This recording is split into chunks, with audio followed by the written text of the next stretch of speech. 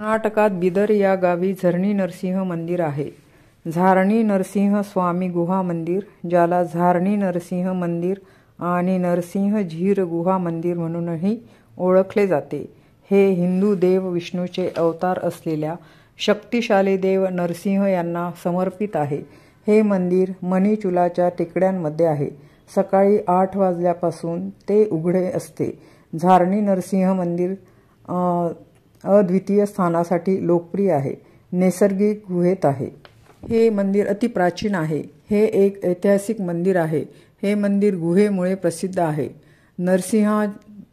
नरसिंहाच्या दर्शनासाठी आपल्याला गुहेतील पाण्यातून जावे लागते. या पाण्याची उंची 4 ते 5 फूट आहे. आपल्याला जर दर्शनासाठी पाण्यातून जायचे आहे तर आपल्याला कोरडे कपडे घेऊन जावे लागते. मंदिराच्या परिसरातच आपल्याला सामान ठेवण्यासाठी लॉकरची व्यवस्था आहे. सुरुवातीला पाण्यातून जाण्याचा अनुभव जरा थरारकच वाटतो, पण आपण एकदा जर एक पायरी उतरत पाण्यात गेलो की पाणी आपल्याला गळ्यापर्यंत येते. सुरुवातीला थंड पाण्यामुळे थोडेसे घाबरल्यासारखे होते, पण एकदा का तुम्ही पुढे जात राहिलात की आपली भीती कमी होते. या गुहेमध्ये दोन्ही बाजूला लाईट लावलेले असल्यामुळे अंधार अजिबात वाटत नाही. धरून जाण्यासाठी बाजूला स्टीलचे रॉड आहेत. गुहेतील पाणी स्थिर असल्यामुळे आपल्याला पाण्यातून सहज जाता येते. पाण्याच्या तळाशी दगडे वगैरे नाहीत तर वाळू आहे, त्यामुळे आपले पाय सटकत नाहीत. एक सुंदर अनुभव आपण या पाण्यातून जात असताना आपल्याला येतो. भक्तगण गोविंदा गोविंदा म्हणत पाण्यातून वाट काढत पुढे जात राहतात. लहान मुले, तरुण, म्हातारे असे सगळेच जण जाऊ शकतात. झरणी नरसिंहाची एक पौराणिक कथा आहे. भक्त प्रल्हादाला त्याचे वडील हिरण्यकश्यपू यांच्याकडून सोडवण्यासाठी भगवान नरसिंह एका खांबातून बाहेर आले होते.